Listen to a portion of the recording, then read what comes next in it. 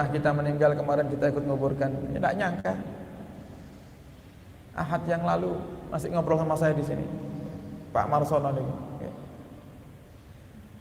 Beliau meninggal luar biasa. Ya.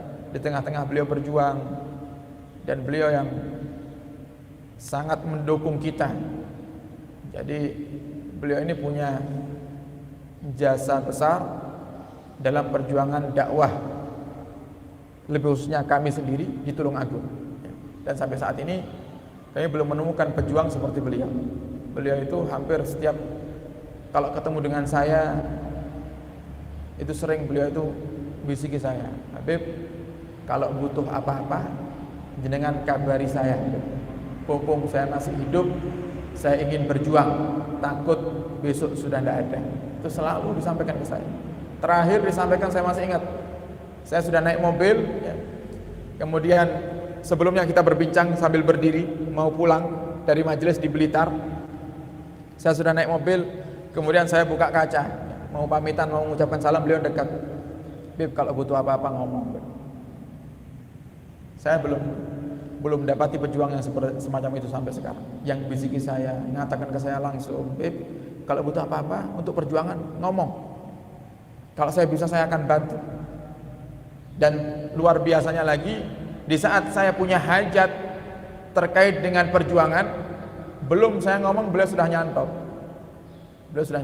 Dan banyak itu, banyak terjadi. Makanya termasuk sejarah pembangunan pondok yang di Pingka 2 yang sekarang sedang kita perjuangkan bersama-sama itu diawali daripada musyawarah Zoom dengan guru kita Buya Yahya ya, di pondok Al-Bahjah Banat yang ada di Tanjung Sari. Itu kita berangkat, tidak ada pikiran untuk bangun pondok di sana, itu tidak ada. Kita berangkat ya ingin menghadiri musyawarah bersama Buya, gitu aja. Kemudian ketika kita sampaikan bagaimana masalah-masalah yang ada di pondok, termasuk kita berharap kepada Buya untuk tetap dikirim santri ya. Karena supaya kita para ustadz juga bisa tetap mendidik para santri, tidak hanya santri yang formal saja yang kita didik, tapi yang tafakuh tahfidz juga kita didik. Kita berharap mencari pahala yang banyak, tapi apa daya, Buya di saat itu mengungkit juga masalah tempat. Akhirnya terfikir sekilas di pikiran saya, di tempat kita sudah punya tanah baru yang masih nganggur ini sampai sekarang. Kenapa tidak kita bangun aja? Kita bangun sebutuhnya. Kira-kira untuk santri yang biasa menempati pondok, ditempati di pondok itu kamarnya butuh berapa sih untuk santri tafakuh dan tahfidz? Ya itu aja yang kita bangun dulu sementara. Nah itu spontan kita sampaikan ke Buya, Buya kita ada tanah baru dan sudah jelas wakafnya Buya, nganggur, tanya Mas Ian. Bagaimana Buya kalau kita bangun untuk tafakuhnya di sana Buya? Akhirnya kata Buya bismillah. Akhirnya kita pun bismillah Buya dibangun. Mohon doanya Buya, mohon restunya. Langsung Buya bilang, saya masih ingat. Ruangan jadi, langsung kirim santri, kata Buya. Siap Buya. Padahal itu belum ada musyawarah itu sebelumnya. Itu di hati kecil saya, ya Allah, tunjukkan kepada saya orang yang bakal barengi saya berjuang untuk bangun pondok pesantren ini. Dan spontan di tempat itu juga, di musyawarah itu, yang paling semangat saya lihat menyambut daripada bangunan ini diantaranya adalah Pak Marsono. Saya siap, bahkan setelah musyawarah beliau makan bersama dengan kita, beliau datangi saya, Beb, saya siap mengusahakan sampai selesai. Target Buya 4 mokal, saya siap untuk mengusahakan sampai selesai. Akhirnya saya akan kabari itu semua teman-teman saya, Beb, termasuk Pak Haji Sugida, saya akan kabari bahasanya kita punya program untuk pembangunan. Siapa tahu di antara mereka ingin meminjamkan uang, itu sudah ada pikiran di beliau. Dan sampai akhirnya keturutan ya, beliau bikin grup itu tulisannya Perindu Surga itu. Perindu Surga Pingka 2, mungkin ada yang dari jamaah yang sudah bergabung di grup tersebut, grup untuk melunasi hutang yang diatasnamakan oleh Pak Marsono, minjam untuk membangun pondok pesantren di sana. Beliau bikin grup dengan nama Perindu Surga. Wah, luar biasa. Ternyata beliau sudah berangkat ke surga duluan ya. Jadi tinggal nanamnya aja. Makanya saya sangat sedih sekali. Dan tidak hanya itu, makanya saya selalu sampaikan, kemarin juga saya sampaikan ke teman-teman, Pak Marsono ini luar biasa.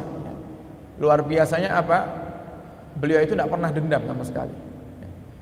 Ada namanya berjuang, ya pasti ada masalah-masalah. Bahkan beliau yang selalu memotivasi saya. Terakhir Ahad, ya, hari Ahad kira-kira 2 minggu yang lalu. Pokoknya pas saya ada undangan manten di sini, ya. Di perempatan ini kan ada acara manten beberapa waktu yang lalu. Itu paginya Pak Marsono hadir di sini. Itu beliau menyampaikan terkait ada fitnah, ya, dengan yang berkaitan dengan saya. Beliau memotivasi saya, sudah Habib kita jalankan. Dan saya pun juga mengatakan ke beliau, insya Allah Pak Marsono, dengan adanya fitnah ini pertanda kalau dakwah kita diridhoi oleh Allah Subhanahu wa taala. Al-Habib Umar bin Hafid itu Bapak Ibu pernah mengatakan, ya ini kita dapat dari muridnya Habib Syekh Ba'bud. Beliau pernah mengatakan, kalau ada di antara kalian wahai murid-muridku yang berdakwah kok ternyata mulus dakwahnya, pertanyakan hatimu, jangan-jangan dakwahmu ini tidak benar. Kenapa seperti itu? Lawan Rasulullah saja berdakwah penuh dengan rintangan. Lah kok kita kepingin berdakwah mulus saja, tidak pakai fitnah, tidak ada yang ganggu, tidak ada yang benci, tidak ada yang dengki. Berarti ada kesalahan dalam cara dakwah kita. Jadi beliau motivasi saya. Setelah motivasi, beliau tinggal saya. Makanya saya sangat sedih sekali, ya. Jadi saya ngerasa kehilangan, sangat kehilangan. Tapi ini takdirnya Allah Subhanahu wa taala. Mungkin Allah kepingin mengajarkan kepada saya, ayo terus berjuang, jangan mengandalkan orang, ayo berjuang. Makanya saya berikrar dalam hati saya, semua apa yang diperjuangkan oleh beliau bersama saya harus saya lanjutkan, tidak boleh berhenti. Karena beliau sudah menanamkan luar biasa, ya, banyak kebaikan-kebaikan. Bahkan luar biasanya beliau itu dengan saya pribadi, ya, nyantol hati. Dan bahkan ibunya kemarin pun juga mengakui hal tersebut, ya. Sering bercerita tentang kita. Saya itu kalau punya unek-unek di hati, yang muncul tiba-tiba Pak Marsono, yang muncul tiba-tiba Pak Marsono. Apapun itu, baik itu masalah pribadi saya atau masalah majelis, masalah dakwah, yang muncul adalah beliau. Makanya saya sangat menganggap beliau adalah sahabat saya, orang tua saya, juga pejuang yang luar biasa, yang sampai detik ini selama saya 5 tahun di Tulungagung belum nemu saya pejuang seperti beliau. Ya banyak pejuang-pejuang ikhlas, banyak. Tapi yang totalitas seperti beliau, bahkan di akhir hayatnya ini beliau sudah tidak fokus dengan pekerjaannya. Beliau sudah cerita tuh ke saya, Beb, saya kepengen total berjuang. Saya kepengen ini mulai mendidik anak supaya megang toko, supaya saya sudah tidak fokus lagi dengan toko. Dulu itu beliau kalau nawari saya, beliau tuh punya tambak di belakang rumahnya, punya kolam-kolam ikan. Itu sering nawari saya mancing, ayo mancing. Bahkan kadang tidak pakai mancing, beliau sering ngirim ikan, ya, ikan gurami. Bahkan kalau ngerti saya mau ke Surabaya dibawahi banyak oleh beliau. Luar biasa, baiknya beliau itu luar biasa. Itu beliau pernah bilang ke saya, Beb, ini saya mulai mendidik anak supaya megang toko. Dan beberapa bulan terakhir ini sudah beliau tidak megang toko dipegang oleh anak. Bahkan kemarin anak cerita, ini bapak mungkin sudah ngasih isyarat tapi kita tidak ada yang sadar, ya. Semua nota toko dilunasi, ya. Sisa dari pelunasan itu masih ada duit lebih, dibelikan kendaraan untuk keluarga, ya. Toko sudah anaknya total yang megang. Begitu selesai beliau fokus berjuang untuk bangun pondok. Dan bahkan sakitnya beliau ini karena kelelahan, ya. Sakitnya beliau itu karena kelelahan, capek dalam berjuang. Tapi ini semuanya bukan berarti kemudian saya memandang, oh hanya beliau yang Masya Allah di mata saya. Tidak, semuanya Masya Allah. Cuman perlu kita contoh daripada keikhlasan perjuangan beliau. Termasuk beliau pernah berkata kepada saya, apa yang kemarin sudah berjalan sekali, umrah itu perjuangan beliau. Beliau itu ngomong saya, Beb, saya itu kepingin, kan katanya kalau di Mekah Madinah itu orang ibadah di sana dilipat gandakan, tidak sama seperti kita ibadah di masjid. Saya bilang, iya Pak Marsono, saya tuh kepingin yang dilipat gandakan sama Allah bukan hanya satu ibadah, tapi banyak ibadah. Makanya Habib saya kepingin buat program bantu orang-orang termasuk jamaahnya Habib untuk umroh, tapi dengan harga yang di bawah normal, di bawah harga normal. Tujuan saya kepingin pulang daripada umroh, kalau saya bawa 45 jamaah, ya saya pulang dapat 45 ibadah umroh yang dilipat gandakan oleh Allah Subhanahu wa taala. Sehingga sangat luar biasa. Ini saya ceritakan semacam ini bukan untuk saya pilih kasih, saya lebih cinta kepada beliau, enggak, saya cinta kepada semua yang berjuang. Cuman ayo kita tiru daripada perjuangan beliau. Karena emang umur tidak ada yang tahu. Saya sendiri terkejut ketika saya dikabari kalau beliau meninggal itu, saya agak ngangkat suara. Yang benar, jangan guyonan, pastikan dulu. Kenapa? Ya saking cintanya. Sama seperti halnya Sayyidina Umar bin Khattab, di saat mendengar kabar Rasulullah wafat, marah Sayyidina Umar. Man qala Muhammad qad mat, siapa yang mengatakan Muhammad telah wafat, aku penggal kepalanya. Kenapa? Cinta. Cintanya luar biasa. Sampai sekarang, sampai kemarin tadi pagi bangun dari tidur, ya Allah, pejuang sahabat saya sudah tidak ada. Mudahkan ya Allah, mudahkan perjuangan ini, mudahkan saya melanjutkan apa yang telah beliau tanam, dan munculkan orang-orang yang banyak yang model-model seperti beliau ini ya Allah, agar perjuangan dakwah kita Al-Bahjah, majelis salawat kita, terus kemudian pembangunan pondok pesantren, itu semuanya bisa berjalan dengan lancar. Dan luar biasanya lagi, beliau tidak hanya berjuang di pondok Al-Bahjah saja Bapak Ibu, beliau juga berjuang di Nahdlatul Ulama. Bahkan beliau sekarang, sebelum wafatnya ini beberapa bulan yang lalu, beliau sowan ke saya, Beb, saya ini diminta untuk menjadi anggota Beb di kepengurusan Nahdlatul Ulama di desa kami. Saya bilang, bismillah Pak Marsono, kesempatan untuk berjuang, lanjutkan, jangan ditolak eman-eman Pak Marsono, mumpung bisa berjuang di sana sini, ayo, ini ibarat Allah sudah ngasih tawaran kepada jenengan kebaikan, masa kita tolak? Bismillah, jenengan jalankan. Karena beliau terdaftar dalam kepengurusan Nahdlatul Ulama di desa beliau, dan beliau juga baru beberapa hari sebelum wafatnya, 3 hari atau 4 hari, beliau majang status dibutuhkan arsitek yang bisa menggambar bangunan Madin atau TPQ di desa Ngunut, di desa Sumberingin. Kemudian 2 hari yang lalu beliau masih majang status di Facebooknya tentang kebutuhan pondok sini, pondok Al-Bahjah Tanah Uruk, itu beliau pajang. Sebelumnya itu beliau majang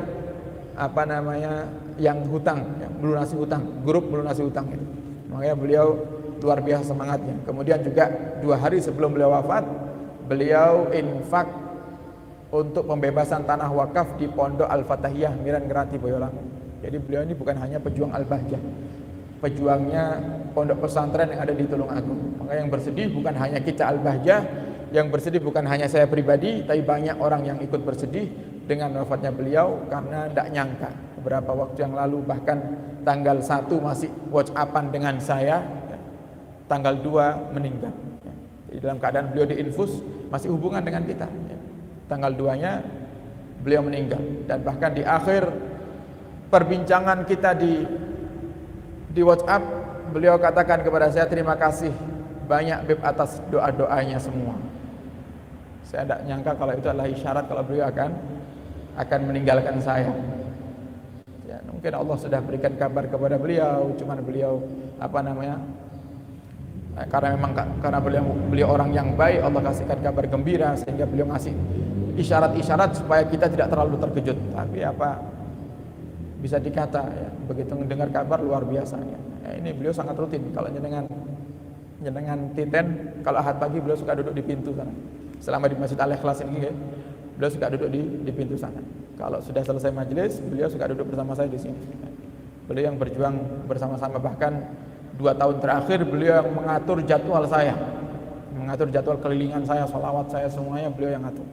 Selalu hubungan, hampir tidak ada waktu seminggu terlewat kecuali saya pasti ada hubungan dengan beliau. Entah beliau datang ke rumah, entah beliau telepon saya, Beb ini ada kegiatan seperti ini, bagaimana? Ini ada